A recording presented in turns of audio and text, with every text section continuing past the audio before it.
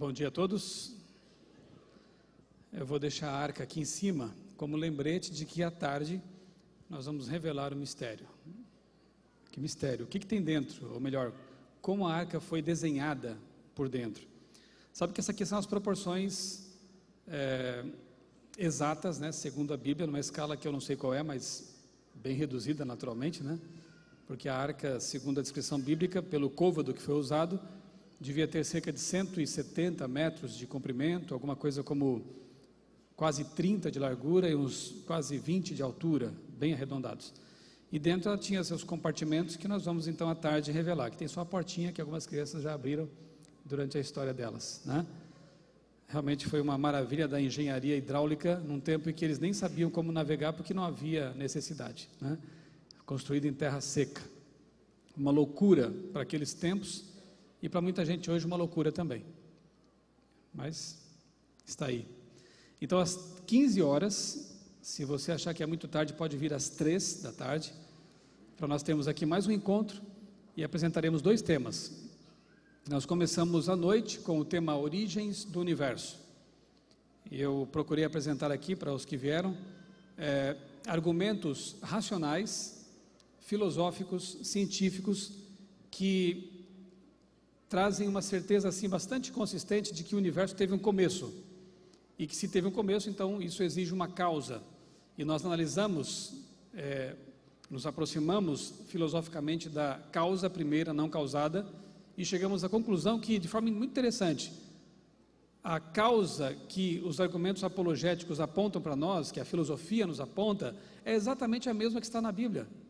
Um Deus todo-poderoso, um Deus inteligente, onisciente, na verdade, um Deus que está além do espaço, do tempo e da matéria, e um Deus pessoal, exatamente o Deus que é descrito na Bíblia. Nós começamos o tema à noite, usando aqui Gênesis capítulo 1, verso 1, quando a Bíblia afirma, Moisés afirma categoricamente, no princípio criou Deus os céus e a terra.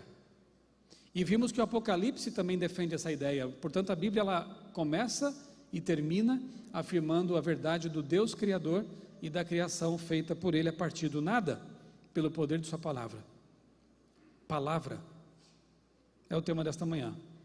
Na verdade, nós somos criacionistas não porque a ciência nos leva a essa crença. A verdade é que os argumentos científicos ajudam apenas a, digamos, confirmar aquilo que nós já cremos. Porque a Bíblia diz que é pela fé que nós entendemos que o universo foi formado por Deus, foi criado por Deus. Naturalmente que é um ato de fé ser criacionista. Mas Deus é tão bondoso que Ele deixou pegadas espalhadas pelo planeta, deixou digitais suas espalhadas na criação e deixou também argumentos extra-bíblicos que ajudam os mais céticos a acreditar, se quiserem, que a Bíblia é a palavra de Deus de fato. Então a Bíblia é a base da nossa crença, a Bíblia é a pedra angular da nossa vida, das nossas convicções, e por isso é muito importante que você realmente saiba por que você crê nesse livro, que não é um simples livro qualquer. Depois de falarmos à tarde das 15 em diante, vamos falar um pouquinho sobre a origem da vida. Será que Darwin tinha razão? Será que a vida surgiu ou foi projetada? É o primeiro tema da tarde. E em seguida então teremos o tema que eu deixei por último, porque eu acho que vai segurar adultos e crianças. Qual a origem e por que desapareceram os dinossauros? Não é um bom tema? Não é legal? Então você está convidado a estar aqui às 3 da tarde, vamos ficar aqui um bom tempo da tarde de hoje, meditando, analisando, pensando, refletindo sobre esses temas que você não encontra na Discovery Channel, que você não encontra no History Planet, que você não encontra muito menos no Fantástico. É mais fantástico do que isso, e você vai saber onde encontrar. Venha hoje à tarde, convide amigos. É possível que haja amigos hoje conosco também. Muito obrigado por que você veio. Espero que você se sinta bem conosco e que você reflita sobre tudo que vai ser dito aqui. Não precisa acreditar em mim não, viu? Na verdade tem que fazer que nem Pedro, que nós vimos à noite, né? Pedro, quando ouviu falar da ressurreição de Cristo, ele não simplesmente aceitou. Podia ter aceitado pelo testemunho de Maria Madalena, mas ele duvidou, só que não ficou sentadinho na dúvida. Não ficou ali pensando, eu não acredito e está acabado, não tem como, isso é impossível. Ele duvidou sim, mas ele correu até o sepulcro. Lembra que nós lemos esse texto? Lá em Lucas 24, ele correu ao sepulcro para ver com os próprios olhos. Então, querido amigo, querida amiga, mesmo que você não acredite em algumas coisas que eu vou falar aqui de manhã e também à tarde, tudo bem, Deus nos dá essa liberdade, e eu não podia fazer diferente, mas faça como Pedro, vá ao sepulcro verificar se é assim, me conceda o benefício da dúvida, pesquise, leia, analise. Sabe, eu tenho encontrado ao longo das minhas palestras por aí afora, muitos jovens que vêm conversar comigo e alguns dizem assim, eu sou ateu, ou me tornei ateu. Às vezes com 20 anos, 18, 17, eu só digo assim, eu respeito sua decisão e Deus também, só tem uma coisa, eu acho que é muito cedo para você tomar uma decisão dessas, tão determinante. Dá um tempinho mais, seja pelo menos agnóstico, ou cético, mas ateu. Você já escolheu um lado do espectro, que é a descrença, né? É a crença no não. Antes de você ser crente ou ateu, analisa um pouco mais, estuda um pouco mais, né? Amadureça um pouco mais. Eu encontrei no sebo uma vez um livro, aliás os sebos são lugares interessantes, em que de vez em quando a gente encontra alguns tesouros. Um livro escrito na década de 50 por um teólogo católico chamado George Sigmund, com o título O Ateísmo Moderno. Que livro interessante. Tem que ler com cuidado porque as folhas estão descolando já, mas é um tesouro. Eu não vou emprestar porque ele é muito raro. Mas eu fiz uma resenha já no meu blog, já escrevi sobre ele, né? Se você encontrar, adquira, é um bom livro. O que esse autor fez? Ele é teólogo e filósofo. Ele documentou a história dos grandes filósofos conhecidos aí na história. Nietzsche, Kant, Hegel, Heine. E ele mostra o que dificilmente se vê nas universidades. O fim da vida desses filósofos. Porque se você prestar bem atenção, as obras que esses homens escreveram, geralmente foram escritas na sua juventude, quando eles estão no auge da sua revolta, no auge da sua produção e muitos da vaidade intelectual, não é? Mas quando amadurecem e chegam lá no fim da vida, muitas vezes, e esse autor documenta isso, vários deles reconsideraram suas posições. Um exemplo, para a gente resolver já essa introdução. Heinrich Heine, esse camarada era mais ateu, empedernido do que o próprio Nietzsche. Ele passou muitos anos combatendo a fé cristã e defendendo o ateísmo. No fim da vida, Heine, ele ali deitado numa esteira, miserável, ele contraiu sífilis, estava morrendo à míngua, ele chama um amigo arqueólogo para falar com ele, porque haviam restado poucos amigos. Aliás, alguém diz, né, você quer saber quantos amigos você tem? Não dê uma festa, fique doente. E ele estava doente. E ali no leito de morte, ele diz para o amigo arqueólogo, diga para o mundo que Heinrich Heine se reconciliou com Deus e morre como um cristão. Poucas pessoas sabem disso, porque só leem as obras que eles escreveram na juventude. A maturidade muitas vezes traz reflexões mais sérias. Eu estava lendo ontem uma pesquisa, 2 pesquisas, né? Eu estou preocupado com as introduções que eu faço, às vezes elas são mais longas que o sermão. Eu estava lendo sobre 2 pesquisas, preparei até um vídeo que eu vou postar no meu canal, acho que amanhã, não deu tempo de editá-lo ainda. Uma dá conta de que o ateísmo tem crescido em alguns países como Finlândia, Suécia, Dinamarca, ou seja, países desenvolvidos, em que eles têm segurança, conforto, dinheiro. E o ateísmo é mais forte nas gerações mais novas, porque mesmo nesses países, os mais velhos tendem à crença. 90%, 80% das pessoas com mais de 50 anos, nesses países, creem em Deus. Por outro lado, 70%, 80% dos jovens nesses países dizem não crer mais em Deus. Mas o que me chama a atenção, e não está nessas matérias, é que eu participei recentemente de um evento lá nos Estados Unidos sobre saúde emocional. E vários palestrantes de renome de universidades grandes, dando conta de que o suicídio hoje é uma das maiores causas de morte nos países desenvolvidos. Estados Unidos, Japão, Suécia, Suíça, Dinamarca. Então tem alguma coisa errada aqui nesse cenário. Curiosamente, quando você vai para o interior, aí, analisando, por exemplo, a Islândia, né? Reykjavik, a capital, tem muitos ateus hoje. Mas no interior, longe da selva de pedra, a crença é predominante ainda. Então o que eu percebo? Pessoas mais maduras, pessoas que sabem o que é sofrer na vida, pessoas que moram no interior, perto da natureza, tendem a acreditar em Deus, a ter mais espiritualidade. Pessoas que vivem de acordo com o ideal de Deus também. Agora, quem vive para o prazer, quem tem muito dinheiro, quem tem todos os confortos que a vida pode oferecer enquanto é jovem, quem vive nas capitais, cercado por selvas de pedra que quase impedem que essas pessoas olhem para o céu, para a criação de Deus, aí realmente é fácil ser ateu, por enquanto, até que um avião comece a despencar. Um humorista lá, que escrevia na revista Veja, o Milor, ateu, mas dizia assim, todo mundo é ateu, antes que o avião comece a cair. E é mais ou menos por aí, né? Jesus previu esse cenário, infelizmente, ele disse assim, quando o Filho do Homem vier, encontrará porventura fé na terra? Infelizmente é um cenário que a gente vê e é profético. Só que Ellen White diz que aqueles que quiserem duvidar vão encontrar motivos para isso, mas os que quiserem crer vão também encontrar muitas evidências sobre as quais fundamentar sua fé.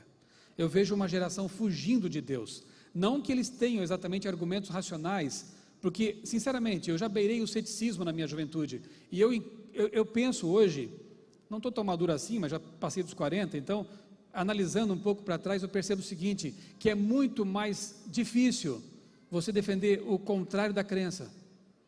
A pessoa que quer defender racionalmente a sua descrença vai encontrar muita dificuldade, porque o universo, a vida, conspiram contra a ideia do acaso.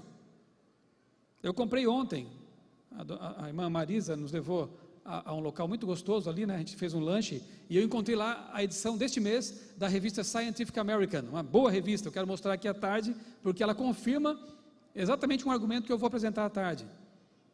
Uma matéria sobre o GPS do cérebro, e os autores, eu estava lendo ontem a matéria, não consegui ler toda ainda, mas os autores não conseguem mencionar a palavra evolução em nenhum momento, porque fica estranho você falar de um mecanismo tão complexo e dizer que evoluiu, porque os dos carros não evoluíram, foram projetados, não evoluíram. Como que o GPS que está aqui dentro poderia ter sido fruto de um acaso, de processos casuais, aleatórios? Tudo conspira contra a descrença, se pensarmos bem. Geralmente o ateísmo é um condicionamento, embora tentam dizer que é o contrário. Vocês foram condicionados a crer, mas me parece que o ser humano foi projetado justamente para crer, e não para descrer, porque o esforço na descrença é muito grande, e geralmente os argumentos que se usam para defender a descrença tem mais que ver com algo emocional, algo que tem que ver com a sua formação, quem sabe, seu passado, sua infância, e eu espero que a gente possa ver um pouco disso à tarde, do que necessariamente com algum tipo de argumentação racional, ou argumentação racional. Bom, o tema agora é outro. Vamos lá. Origens da palavra. A Bíblia é um livro singular. De cara você percebe isso só pelo ponto de vista literário, né? Ainda que você inicialmente não aceite a Bíblia como um livro inspirado por Deus, você tem que admitir que é um livro realmente riquíssimo em cultura, do ponto de vista literário, geográfico, histórico, né? Pra você ter uma ideia, como mostra ali o diagrama, né?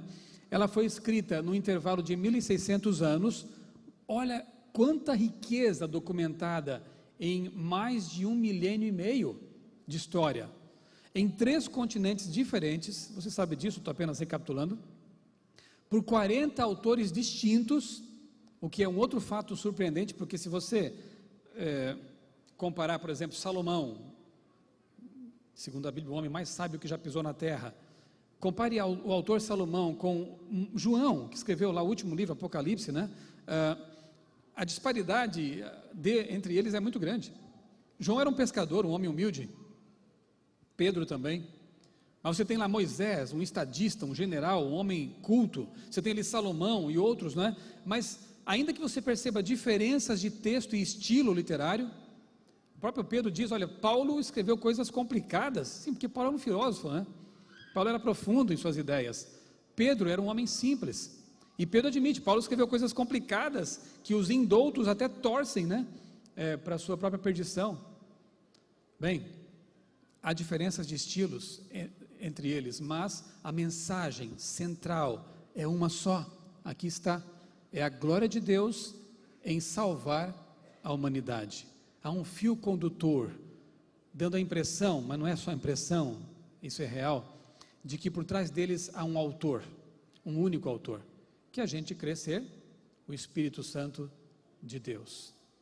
Eu li um tempo atrás, se quiser ir anotando aí as indicações de leitura, eu vou dar várias aqui, né? Dei ontem, vou dar à tarde também, algumas dicas de leituras. No meu blog criacionismo.com.br tem uma seção, você precisa ler.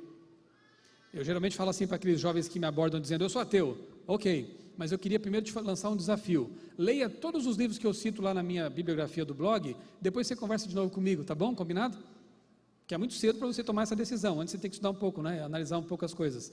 Ali tem uns 30, 40 livros apologéticos, bons, e um deles é este aí, que eu estou mostrando aqui na tela, que foi escrito por um teólogo e filósofo também, chamado Peter Kraft, Sócrates e Jesus. É uma ficção, mas é bem interessante. O autor, ele imagina que por algum motivo Sócrates, o grande filósofo grego, monoteísta, isso é um dado interessante, ele foi morto porque ele foi morto como um ateu, só que ele era ateu do panteão grego, ele não cria em Zeus, Apolo, Afrodite, Poseidon, Hades, não, ele cria no Logos. Isso é muito interessante, porque João, lá no seu evangelho, ele fala que no princípio era o Logos, e o Logos estava com Deus, e o verbo era Deus. Parece que Sócrates chegou muito perto da verdade, e morreu por causa dela. Ele morreu por causa dela. Então o autor pega esse personagem histórico riquíssimo, que é Sócrates, na ficção que ele criou, ele coloca esse autor numa escola de teologia moderna, ele chama a Universidade de Harvard, faz uma paródia com Harvard, e ali está Sócrates, no século XX, estudando teologia numa faculdade liberal. E ele começa a ouvir falar em Bíblia, em Antigo Testamento, em Novo Testamento, coisas que ele nunca tinha ouvido falar na Grécia Antiga, e fica curioso, e Sócrates era uma pessoa que investigava tudo, e queria saber, e fazia perguntas, né? Ele aprendia muito meio de perguntas, e ele então pega na biblioteca emprestado o Antigo Testamento, leva para o seu quarto, para a sua república, ali, e começa a ler, e passa a noite lendo o Antigo Testamento. Quando chega na sala de aula, no dia seguinte, ele pergunta aos colegas, gente, vocês já leram o Antigo Testamento? E os colegas, achando aquela pergunta meio boba, né, porque eram cristãos nominais, pelo menos, né, como a maioria hoje é. Sim, a gente já leu, a gente conhece as histórias lá da Bíblia, né, o mito da criação, as histórias ali de Davi e tal, dilúvio, aquele mito do dilúvio, a gente conhece. É um livro de sábios orientais. Aí Sócrates diz assim, não, acho que vocês não entenderam o que leram. Como assim, Sócrates? Sábios orientais? Vocês leram com atenção esse livro? Os autores frequentemente dizem assim, esta é a palavra de Deus, eu falei em nome de Deus. Você aceitaria uma pessoa que dissesse isso como sábia, caso não fosse revelação de Deus? O que faríamos com uma pessoa que chegasse assim e dissesse, e a gente sabe que ela não é profeta, olha, eu estou falando aqui em nome de Deus agora, me escute, o que você faria com ela? Talvez internasse, né? E Sócrates faz aqueles amigos pensarem nisso, olha, desculpe, mas se forem apenas sábios, eu vou jogar fora esse livro, porque eles não podem ser sábios e dizer que falaram em nome de Deus, ou eles eram o que disseram ser, profetas enviados por Deus, ou você joga esse livro fora porque eles eram loucos. E os amigos ficaram meio sem resposta, porque nunca tinham pensado nisso. Noite seguinte, ele pega emprestado o Novo Testamento e começa a ler o Novo Testamento. No dia seguinte, na sala, ele chega ainda mais espantado e pergunta aos colegas, vocês já leram o Novo Testamento? Ora, Sócrates, claro que a gente conhece as histórias daí, né? Natal, Páscoa, a nossa cultura é cristã. Tá, mas o que Jesus é para vocês? Jesus foi um grande profeta. Não pode. Por que, Sócrates? Porque Jesus disse mais de uma vez que ele é Deus. Ah, é? Sim. Eu li aqui numa oração que ele fez o seguinte: Pai, glorifica-me contigo com aquela glória que eu tive contigo antes de haver mundo. Como assim, profeta? Noutra vez ele disse: antes que Abraão existisse, eu sou. Esse eu sou, eu já li, é aquele do Antigo Testamento que disse para Moisés: o eu sou está enviando você para libertar os hebreus do Egito. Ele foi tão contundente que os judeus pegaram pedras para matá-lo por blasfêmia. Como vocês podem dizer que ele é apenas um sábio ou um profeta? Nenhum profeta do Antigo Testamento jamais disse: eu sou Deus. Mas Jesus teve coragem de dizer isso. Ou ele era um louco, lunático ou impostor, ou você aceita o que ele está dizendo, que ele é Deus, mas não tenta domesticar o cristianismo, não tenta dourar a pílula, porque não dá. Deu para perceber a proposta do autor? Ou você aceita a Bíblia e Cristo pelo que eles dizem que são, ou você os rejeita. Não tente criar um caminho alternativo, tipo, a Bíblia é boa, ela tem os salmos, tem provérbios, tem algum tipo de sabedoria, Jesus é um grande mestre. Não era, ou melhor, era, mas não era só isso. Ele não era apenas um mestre, ele não era apenas um profeta, ele não era apenas um sábio, ele era tudo isso, mas muito mais. Ele é o que ele disse ser. Eu sou o caminho, eu sou a porta, eu sou o pão que desceu do céu, eu sou a verdade e a vida. Quem, em são juízo humano, teria coragem de dizer isso em público? Eu sou o caminho, eu sou a verdade e eu sou a vida.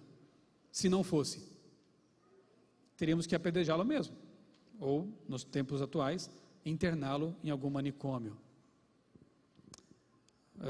Philip Yancey,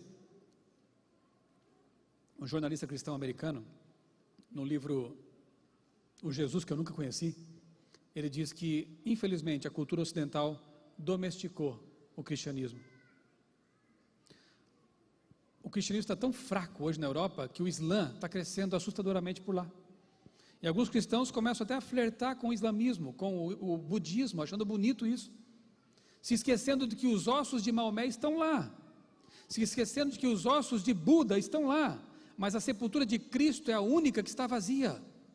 Esqueceram do poder do cristianismo.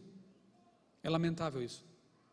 Não se esqueça de que o cristianismo é poderoso, é dinamite pura. Quando você entende, a tua vida ela toma sentido. É tremendo o cristianismo, porque o nosso Deus está vivo. Essa é a verdade. E Ele unicamente é Deus. O que mais dizer sobre a palavra desse Deus? João 17:17, abra sua Bíblia, por favor. João 17:17, o próprio Cristo, que é Deus, fez uma afirmação muito categórica nesse texto aí.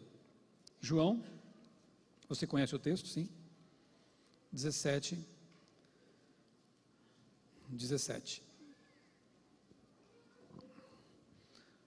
O que ele diz aqui? Num tempo de relativismo, isso aqui é um absurdo, mas ele disse: santifica-os na verdade. Mas o que é a verdade? A tua palavra é a verdade. Mas pera lá, Jesus, todo mundo sabe que não existem verdades absolutas? Claro que existem. Essa que você falou agora é uma delas. Como que não existe? Você acabou de falar uma. Não existem verdades. Isso é uma verdade ou uma mentira? Jesus não dá margem para relativismo. Ele é categórico e diz: a Bíblia é a verdade. Sabe por quê? Porque a Bíblia fala de Cristo, que é a verdade. Porque é Deus. Tá, mas existe o Alcorão, existe o Bhagavad Gita, existe o livro de Mórmon. Por que você vai acreditar em Jesus quando ele diz que a Bíblia e não os outros livros religiosos é a verdade? Eu tenho muitos e muitos motivos para acreditar nisso. Por mais que eu respeite até esses outros livros, porque eu respeito as pessoas que creem neles. Já li alguma coisa do Alcorão, do livro de Mórmon e outros livros por aí, mas olha, sinceramente, não se comparam. Tá, mas e se eu não cresce que ela é o livro de Deus? E se eu não cresce que ela foi inspirada por Deus? O que mais ela pode me oferecer? É esse o ponto que eu quero abordar daqui para frente. Olha só. Pode passar para mim lá, por favor? ali. Antecipações científicas na Bíblia, mas tem. Isso é muito interessante. Ainda que a Bíblia não seja um livro de ciências, e não é mesmo, quando ela fala em ciência, ela acerta em cheio, e isso é fantástico. Por exemplo, eu não vou ler os textos, não dá tempo, mas eu quero mencioná-los aqui.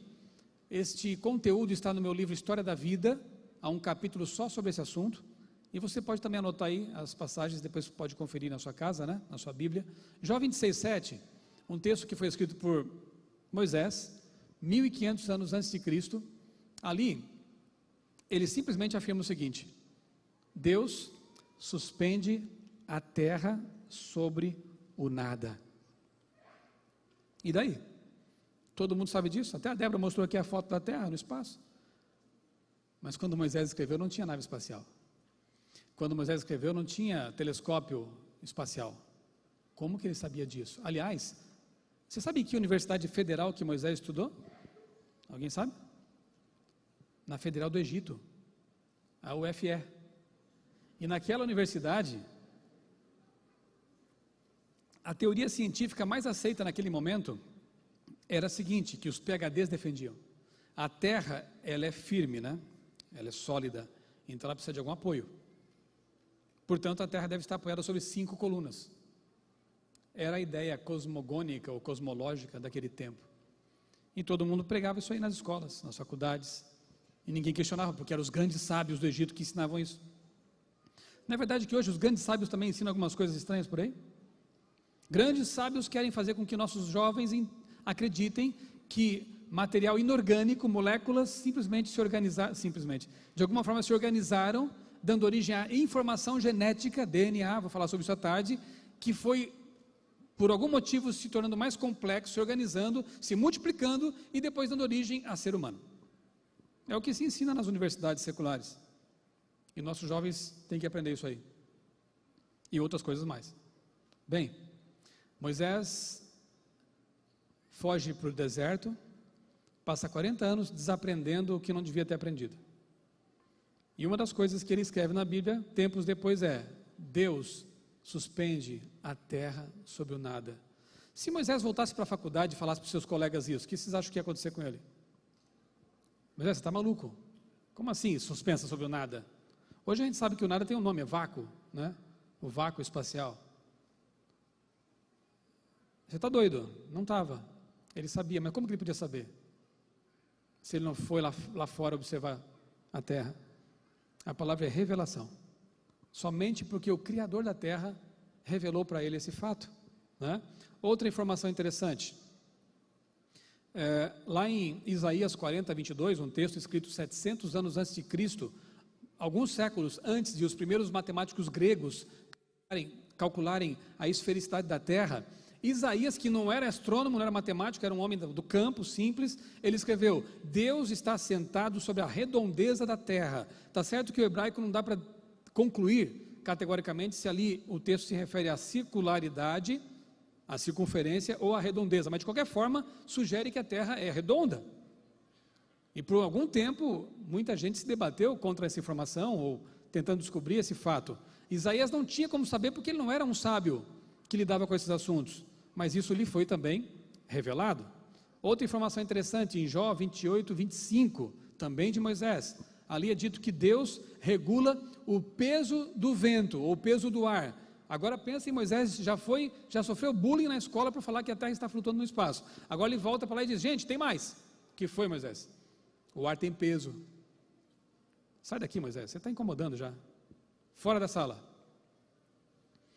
Porque somente em 1643, um cientista chamado Torricelli inventou um aparelhinho chamado barômetro, e pela primeira vez na história estava provado: o ar tem peso, pressão atmosférica. Como que Moisés sabia disso, hein? Porque ele foi revelado.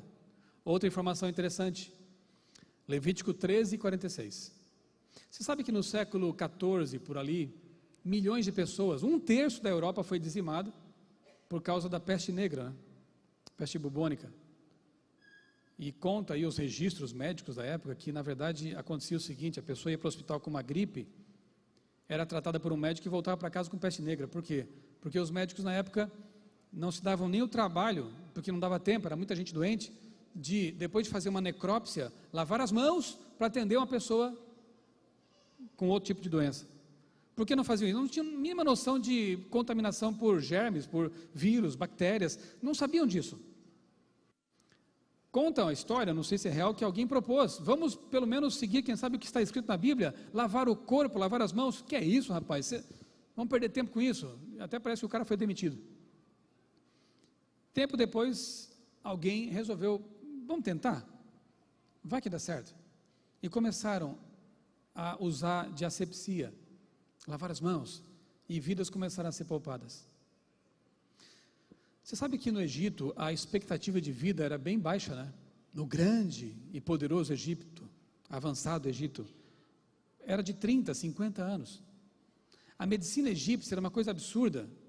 Era mais ou menos assim, se o faraó ficasse doente, chamavam um mago que ia preparar uma substância com sangue de morcego, dente de burro macerado ali, moído, fezes de rato, um encantamento, e dava para o faraó beber. Se o faraó não morresse, convenhamos, não morria mais, né? Realmente era 40, 50 anos. Quando o povo de Deus, o povo hebreu, sai do Egito e vai para o deserto, tempos depois, a expectativa deles era diferente de vida. Davi registrou isso. A vida do meu povo é 70, 80 anos, mas não morre ali, ele vive até mais que isso. Depois é um pouco de cansaço, né? Enfado, como diz a Bíblia, não é? Olha a diferença, 40 para 80. Moisés fez alpinismo com quantos anos? 120 anos. Subiu sozinho o monte. E só morreu porque Deus o pôs para dormir. A vista estava boa, enxergou a terra toda. Mas o que ele fez para ter todo esse vigor? A gente sabe. Água, luz solar, exercício físico, repouso, alimentação adequada. Você conhece esses remédios, porque eles estão aqui nesse livro de ignorantes, de gente que não sabe nada de medicina, de nutrição. Estava aqui. Comia o maná, caminhava o dia inteiro, descansava quando a nuvem parar, tinha o sábado, um descanso semanal, seguiam sem saber o ciclo circaseptano de 7 dias, somos projetados para ser assim, está ali. Não está explicado cientificamente porque ninguém entende mesmo, mas o princípio está ali, o conceito está ali. O estilo de vida, a medicina preventiva de Deus que deu certo e dá até hoje, é só você colocar em prática, funciona bem até hoje. O que mais? Esse eu acho formidável, Gênesis 17, 11 e 22. Ali, Deus aparece ali para Abraão e diz assim: Abraão, eu vou fazer um pacto com você e com o meu povo, e eu quero que esse pacto seja materializado por um símbolo, a circuncisão. Então faça o seguinte, no 8º dia, circuncide todos os meninos do meu povo. Eu gosto de Abraão, porque ele confiava em Deus, porque ele era amigo de Deus. Eu quero ser assim também, porque Abraão não questionou Deus. Ele podia falar, mas Senhor, desculpa aí, mas por que no 8º dia? Não pode ser no primeiro, já nasce ali. Na hora que nasce, já corta, já resolve tudo, está chorando mesmo, né? Por que 8º dia? Se Abraão tivesse perguntado, ia ser um problema, porque Deus teria que explicar o seguinte: Abraão, senta aí, eu vou te explicar. Você tem aí na sua circulação sanguínea, Deus, circulação o quê? Já começava por aí. Eu não sabia o que era circulação sanguínea, é uma descoberta bem posterior à antiguidade. Esquece a circulação, Abraão. Sangue, sabe o que é sangue? Isso eu sei. Então, no seu sangue, existe uma substância chamada protrombina, que faz parte de uma série de reações bioquímicas em cascata, no fim das quais vai promover a coagulação com as plaquetas no seu sangue. Abraão ia falar assim, proto o quê? Tá bom, Senhor, tá bom, 8º dia, aceito. Sabe o que acontece? Isso é uma descoberta recente. Entre o 1º e o 5º dias de vida de uma criança, essa substância chamada protrombina está em níveis bem baixos. Então, qualquer tipo de cirurgia, hoje a gente contorna isso com a medicina, com remédios, mas naquele tempo não tinha como. Qualquer tipo de cirurgia feita, algum corte feito entre esses dias, ele se torna mais perigoso, por causa da coagulação. Agora, no 8º dia, pasmem, essa protrombina se eleva a 100% e estabiliza para toda a vida. No meu livro tem uns artigos científicos que confirmam essa afirmação. 8º dia. Abraão tinha como saber disso? Não, porque não foi nem por tentativa e erro. Foi o primeiro. Primeira criança já foi feito isso aí porque Deus mandou. Ele cria. Sabe, irmãos, hoje tem pessoas que não querem ser como Abraão. Tem muitas. Passou recentemente nos cinemas aí o filme 10 Mandamentos, né? Vocês acompanharam na mídia, o estardalhaço que foi e tal. Tem um lado legal, né? Botou o pessoal para pensar nisso. Mas tem outro lado que é meio estranho. Naquela mesma semana, um jogador de futebol recém-batizado deu um tremendo testemunho na mídia dizendo o seguinte: eu fui convocado para a Série A, mas não vou mais, porque eu guardo o sábado. Vocês viram isso, né? O Vitor. Que lindo. Gente que chorou com 10 mandamentos, se emocionou, que bacana, Moisés, as tábuas da lei, condenou o Vitor. Que fanatismo é esse? Pera lá, na tela é bonito, como filme e novela é bacana, mas quando alguém quer colocar na vida os mandamentos, na prática, esse é fanático. Por quê? Deus diz, 8º dia, você é livre para fazer no 7º, no 5º, no 3º, mas se você fizer no 8º, dá certo. Deus disse, não coma certos tipos de carne. Porque eu não posso comer uma costelinha de porco, qual o problema? Não tem problema nenhum, pode comer, mas você vai ter problemas depois. Por que eu não posso tomar cerveja? Você pode, eu posso, mas a medicina hoje está, há muitas pesquisas científicas falando sobre a inconveniência do consumo de álcool, ainda que em pequenas quantidades. Por que eu não posso praticar sexo antes do casamento? Você pode, mas você vai ter que lidar depois com as cicatrizes emocionais, físicas e espirituais. Por que quem espera é mais feliz? Alguém já se perguntou? É porque Deus projetou a nossa vida. Deus tem um plano. E se você for como Abraão, amigo de Deus, você vai confiar nele. E lá na frente, olhando para trás, você vai dizer, puxa Senhor, como deu certo. Como valeu a pena seguir a tua vontade. Ou então, arrependido, e Deus te perdoa, Deus te dá uma segunda, terceira chance, você vai olhar para trás e vai pensar assim, eu não precisava chegar aqui todo quebrado. Eu não precisava chegar aqui carregando esses cacos da minha vida, ou essas feridas, essas cicatrizes, até a volta de Jesus. Por que você não é amigo de Jesus? Por que não confia na palavra dele? Se dá certo, se funciona. Errou já? Tudo bem, ontem é ontem. Peça perdão, coloque sua vida de acordo com a vontade de Deus, e as coisas começam a dar certo, porque é Deus quem está orientando. Protrombina, hein? O estilo de vida que a Bíblia propõe, como já vimos então, ele é aquele que dá certo. E graças a Deus que nós temos revelação mais do que suficiente sobre isso. Não só na Bíblia, mas também nos livros de Ellen White, que são um presente tremendo de Deus para nós. Mas é só um conselho. Você que sabe, quando é um conselho de Deus eu sigo, né? Deus vem aqui, te dá um conselho, mas fala o que eu quero ouvir, né? Que fosse um anjo. Vem cá, Michelson, senta aqui, eu quero te dar um conselho. O meu anjo, amigo, pode falar. E Deus me ajude a colocar em prática o que você vai falar agora. Porque tem gente que chega a esse ponto, né? Mas aqui não é ordem, não é mandamento, é só um conselho de Deus. Poxa, se eu vou desprezar um conselho de Deus, né? Vamos lá. Tem muito mais coisas, mas eu não quero prejudicar o palestrante da tarde. A arqueologia tem sido uma tremenda ferramenta para respaldar o pano de fundo histórico da Bíblia. Eu vou mencionar aqui poucas descobertas, né, porque nem é também minha área, e vocês têm acesso a isso. Lá no meu blog Criacionismo tem uma seção no menu lateral à direita, Arqueologia Bíblica. Clica lá, e sempre que eu descubro alguma coisa assim, algum achado arqueológico, eu coloco nesse blog, nessa seção do blog, para documentar.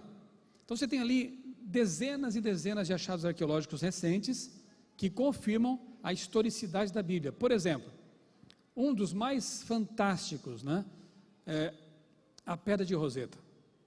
Em 1798, curiosamente uma data muito especial para nós que estudamos as profecias, porque entendemos que esse ano marca o começo do tempo do fim, né? Justamente nesse ano, Champollion, um jovem sábio, estudioso francês, traduziu uma pedra que foi achada no Egito, em Roseta, por tropas de Napoleão. Ele traduziu ali as línguas do Egito, ele decifrou. Por quê? Porque até ali, as línguas do Egito tinham se perdido, do Antigo Egito. Ninguém conseguia estudar aquelas pinturas nas pirâmides, aquelas inscrições em estelas no Egito, né? Porque ninguém mais sabia como é que se lia as escritas egípcias. Mas graças àquela pedra, que tinha um mesmo texto em 3 versões, grego e 2 línguas egípcias, o grego era conhecido, Champollion começou a decifrar o hieróglifo e a outra língua. E depois de alguns anos de estudo, em 1798, aquilo ali se tornou disponível. E então se inauguram 2 ciências importantes, a arqueologia moderna e a egiptologia. O Egito se abriu à pesquisa científica. Agora, levando em conta o que eu acabei de falar, eu vou te fazer uma pergunta, e você vai saber responder. Moisés era especialista em hieróglifo. Ele passou anos estudando isso aí, porque antes de ser faraó tinha que ser escriba. E ele sabia muito bem as 3 escritas do Egito: hieróglifo, hierática e a demótica. Especialista. Era muito mais fácil para ele escrever nessa língua. Mas Deus, quando inspira Moisés a escrever a Bíblia, diz o seguinte: esquece o egípcio e escreve na língua dos escravos. Que língua? O hebraico. Tem só 23 letrinhas, uma língua simples e mais, uma língua morta. Ela ficou fixada na história, não mudou mais. Uma ótima língua para registrar conceitos eternos. Por que você acha que Deus não deixou Moisés escrever naquela língua chique dos egípcios e manda que ele use uma língua dos escravos? Qual foi um dos motivos? Leve em conta Champollion. Digamos que ele tivesse escrito em hieróglifo. O que aconteceria com a Bíblia? Ficaria inacessível por séculos, até 1800 quase. Já pensou que terrível? O mundo já é horrível com a Bíblia, imagina sem ela. Deus sabe o futuro, e ele disse: Moisés, escreva numa língua que nunca vai se perder, e mais, eu quero que o meu povo leia, não só os sábios, que têm acesso à língua complicadíssima do Egito. Eu quero uma língua simples, que todo mundo possa ler, e a Bíblia foi entendida desde que ela foi escrita. Não é bom demais? Deus não sabe o que faz? Outra descoberta fantástica, 1947, um pastorzinho de ovelhas está ali com o seu rebanho, nas encostas do Mar Morto, e uma ovelha se extravia. Procurando por ela, ele descobre numas cavernas ali nas encostas do Mar Morto, lá dentro, alguns jarros contendo pergaminhos, que são rolos nos quais se escreve e são feitos de pele de cabra.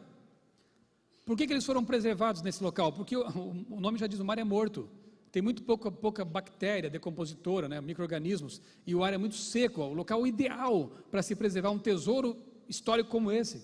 Os judeus essênios, antes de ser expulsos dali pelos romanos, esconderam esses vasos com pergaminhos. Havia vários documentos, entre os quais praticamente toda a Bíblia representada ali. O rolo de Isaías inteirinho está lá em Jerusalém, para quem quiser ver, no Museu do Rolo, intacto. Tá, mas qual a importância disso? Vamos agora pintar o cenário.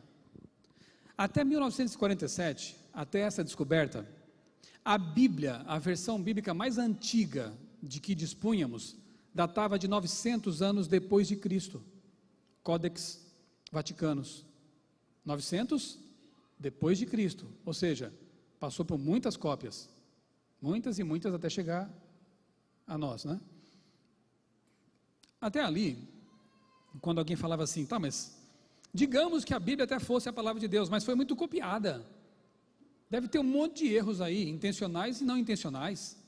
O que você podia responder? Pela fé. Olha, se ela é o livro de Deus, eu creio que ele a preservou. Mas era só essa a resposta. Até que os manuscritos do Mar Morto foram descobertos. E qual foi a importância deles? Eles datam. Qual era a data da Bíblia mais antiga até então? 900 depois de Cristo. DC, depois de Cristo. Agora, os manuscritos do Mar Morto são datados em até 250 anos AC, antes de Cristo. Ou seja, é uma versão bíblica mais de 1000 anos mais antiga do que a versão que havia até então. Se você entendesse hebraico e aramaico, o que você faria? No momento que descobrisse isso aí, começaria a comparar. E foi o que fizeram, né? Eruditos protestantes, católicos, judeus, começaram a estudar esses manuscritos. E anos depois, isso hoje está disponível na internet, você pode procurar e acessá-los, fotos deles, e se você entende essas línguas, você pode ler à vontade. Anos depois, qual você acha foi a conclusão? A Bíblia foi preservada ou foi detonada? Existe igreja cristã até hoje? Judaísmo está de pé até hoje? A Bíblia é vendida até hoje? Isso prova o quê? Que ela não foi alterada de forma que se perdesse a sua mensagem e suas doutrinas. A Bíblia permaneceu intacta ao longo da história. No máximo uma letrinha ou outra ali, que por algum motivo, mas não se perde a mensagem. E sabe o que me deixa mais emocionado, irmãos? É pensar no seguinte: quando Cristo ia à sinagoga e se levantava para ler as Escrituras e dizia: nunca leste as Escrituras, a que versão ele estava se referindo? Qual era a versão corrente no tempo de Cristo? A dos manuscritos do Mar Morto, porque são do tempo dele até antes dele nascer. Logo, a Bíblia que você traz para a igreja, que você lê em casa, no Reavivados por Sua Palavra, que você estuda com os seus amigos, é a Bíblia que Jesus, claro que em língua portuguesa, né, uma tradução, mas é a Bíblia que Jesus usou na sinagoga. É a Bíblia que Jesus leu aos pés de Maria, quando foi educado nas Escrituras por sua mamãe. É a Bíblia que Jesus autorizou. E eu não escuto nenhum amém. A Bíblia é confiável. Você pode até duvidar que Deus inspirou, mas você não tem como dizer que a historicidade dela e a preservação dos textos a autenticam como realmente um documento confiável. Sabe, irmãos, pra você ter uma ideia, a descrença, a teimosia dos descrentes é tão grande que eles não param para pensar em alguns aspectos, como por exemplo, a história de Alexandre o Grande começou a ser registrada 400 anos depois da morte dele, e ninguém duvida que ele existiu, que ele foi um conquistador, que morreu com 31 anos, acho. Ninguém duvida. Agora, a história de Cristo começou a ser registrada por testemunhas oculares 30, 40 anos depois apenas da morte dele, quando havia muitas testemunhas oculares vivas ainda. E tem um monte de gente que duvida, né? De que ele existiu, de que o relato é fidedigno. Sabe, seria muito fácil acabar com o cristianismo lá no começo da história do cristianismo, porque eles mencionam pessoas reais e importantes ali, se arriscaram muito os autores. Eles colocam lá Anás, Caifás, Herodes. Era muito fácil Anás dizer assim: olha, isso é tudo mentira, nós participamos da história e isso é mentira. Seria muito fácil para os governadores romanos e líderes judaicos desmentir os apóstolos, sabe como? Mostre o corpo, simples, vamos lá, abra a tumba, está aqui, é tudo mentira. Mas não conseguiram. Aliás, seria uma história muito mal contada a de que um grupinho de maltrapilhos judeus, desarmados, rendeu a guarda romana, armada, abriu a pedra e roubou o corpo. Foi a mentira que inventaram. Mas que mentira mal contada. E se fosse uma história inventada, teria sido muito mal inventada, porque a primeira testemunha ocular da ressurreição de Cristo, quem que eles colocaram? Uma mulher. Qual o problema? Mulher não pode testemunhar nada? Pode, hoje pode. Mas naquele tempo, mulher não era nem aceita num tribunal, o testemunho delas. Mas não era só uma mulher, era uma ex-endemoniada. Jesus curou 7 vezes ela. Mas não era só isso, não, tem mais. Uma ex-prostituta. Por favor, coloca João pelo menos. Coloca Nicodemos, o cara era importante. Madalena. Estragou a história. Sabe por que ela está lá? Porque a história não foi maquiada, não foi inventada, é um relato real, fidedigno. Certa ocasião, Paulo estava pregando e disse assim: eu vi a Cristo, mas se vocês duvidam de mim, tem umas 500 testemunhas que estão aqui até hoje e viram, perguntem para eles. E agora? 500 pessoas viram Cristo ressuscitado. O cristianismo só existe porque a tumba estava vazia. Seria muito fácil desmentir o cristianismo, mas ninguém conseguiu. Homens que morreram de medo quando Cristo foi preso e morto, se trancaram no salão com medo. De repente, 40 dias depois, são outros homens pregando em praça pública, dizendo: quer me matar? Pode me matar, mas não me crucifica em pé como meu mestre, eu quero ser crucificado de cabeça para baixo. Pedro, aquele medroso, agora aceita ser crucificado de cabeça para baixo. O que aconteceu? Alguma coisa muito séria aconteceu. Todos eles passaram a não mais amar a sua vida, porque não fazia mais sentido. Na verdade, o que fazia sentido para eles é reencontrar o Salvador que estava vivo no céu, no santuário celestial, porque para eles ele era real. Sabe, irmãos, eu acho que nós pregaríamos com muito mais vontade a volta de Cristo, se nós tivéssemos a certeza que os discípulos tinham, de que Cristo é real, de que Ele está no santuário celestial hoje, fisicamente, Ele em pessoa. Não é uma filosofia o cristianismo, não é uma ideia apenas abstrata. A nossa religião é real, o nosso Salvador é real. Se nós tivéssemos plena certeza disso, o nosso maior desejo seria estar com Ele logo. E aí a vida não teria mais tanto valor para nós, no sentido de que, como dizia Paulo, eu prefiro partir para estar, quando Ele voltar, com Cristo. Não amaram suas vidas, deram tudo o que tinham e eram para a pregação do Evangelho. Por quê? Porque era real, porque é real. Sabe, se eu fosse resumir todos esses argumentos em um só, eu preferiria ficar com um. A Bíblia tem poder de transformar vidas, e eu não conheço nenhum livro que faça isso. Se você for a um presídio e distribuir caixas de O Capital de Karl Marx lá dentro, o que vai acontecer? Alguns presos vão se tornar marxistas, vão aprender alguma coisa, né? Se você entregar caixas de A Origem das Espécies, de Charles Darwin, num presídio, alguns presos vão aprender alguma coisinha sobre biologia, né? Muito pouco, porque Darwin também não conhecia tanta coisa assim sobre esse assunto. Vão se tornar, quem sabe, fãs de Darwin, mas o coração continua o mesmo. Agora faça o que muitos têm feito: leve caixas de Bíblia para um presídio. O que começa a acontecer lá?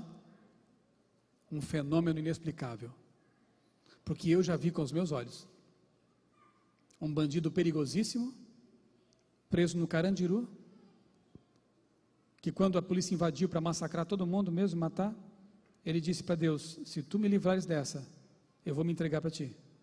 Deus o poupou, e ele honrou a promessa. Ele buscou a Deus, começou a estudar a Bíblia. Hoje é um homem manso, com uma família linda.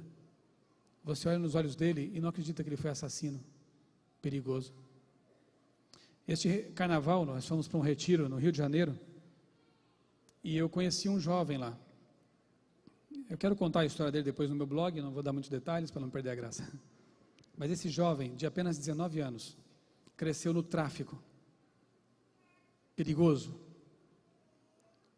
Ele fez muitos assaltos, e um dia ele viu também uma menina ser morta, próximo dele. A mãe, a avó, eram adventistas e sempre oravam por ele, sempre imploravam para que ele aceitasse Jesus, para que ele lesse a Bíblia. E nesse dia alguma coisa aconteceu na mente dele. Ele se lembrou de lições que as parentes tinham ensinado para ele. Se lembrou de coisas que você acha que não vale a pena pregar para a pessoa, mas vale.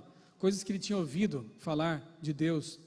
E ele pensou: não vale a pena essa vida, o que eu estou fazendo aqui? Eu quero conhecer esse Deus de quem me falam tanto. E ele começou a estudar a Bíblia, começou a ir à igreja, e hoje ele está batizado e leva dezenas de crianças da favela para o clube de desbravadores. Tinha 4 crianças lá que ele levou para o retiro. Estavam lá conhecendo pela primeira vez sobre o amor de Deus. Que livro, que Deus tem poder para fazer isso na vida de uma pessoa, de um jovem, de um adulto, de um idoso. Só a palavra de Deus. Eu atribuo tudo que eu tenho e sou, minha família, a minha conversão, ao poder desse livro. Quando eu era jovem, eu só lia histórias em quadrinhos e livros de ficção científica. Começar a ler a Bíblia foi difícil, eu achava difícil, pesado, complicado, lógico. Não tinha desenho, né? Algumas já tem. Era difícil, mas eu me esforcei, continuei. E sabe, hoje eu não consigo passar um dia sem ler a palavra de Deus. Eu sou apaixonado por ela. Como viver sem o alimento diário? Como ter coragem de sair para a vida, para o dia a dia, sem primeiro buscar a orientação do amigo de Abraão, do revelador das profecias, daquele que nos dá uma lâmpada para os pés, para guiar a nossa vida. O meu grande desejo nesse dia para vocês e para mim, é que nós amemos a palavra de Deus. Quero repetir as palavras de Ellen White, né? Recomendo-vos este livro. Se apaixone pela Bíblia. Se não pelo aspecto inspirado dela, mas que esses argumentos, e poderia falar de muitos outros, mas o tempo não permite, te façam pensar que talvez valha a pena dar à Bíblia o benefício da dúvida. Eu vou estudar, eu vou ler. Leia sozinho, como eu disse ontem, né? Se você tem vergonha dos seus parentes, quem sabe alguém está te observando, você tem aquela panca assim de autossuficiente, fecha o quarto, sozinho, e começa a ler. Começa, quem sabe, pelos evangelhos, para conhecer essa figura tremenda e maravilhosa que é Jesus Cristo. E eu tenho certeza que se você fizer este mente e coração abertos, alguma coisa vai mudar na sua vida. Me conta depois o que aconteceu. Vocês que estão aqui, você que está nos acompanhando por meio dessa gravação, dessa filmagem, esse é o meu desafio para você. É muito cedo para tomar uma decisão com respeito à crença ou à descrença. Antes de tomar uma decisão tão séria, analise, estude, pesquise e se abra para o que Deus quer te revelar. Eu tenho certeza que você vai ter uma grande surpresa e você vai ter algo mais importante, que eu quero terminar com a última tela aqui dessa apresentação, que é um pensamento de Blaise Pascal. Sabe quem foi Blaise Pascal? Um grande cientista, filósofo e matemático francês, que disse o seguinte: se o homem não foi criado por Deus, por que só é feliz com Deus? Pense nisso, e a gente se encontra aqui às 15 horas. Deus abençoe a todos. Amém.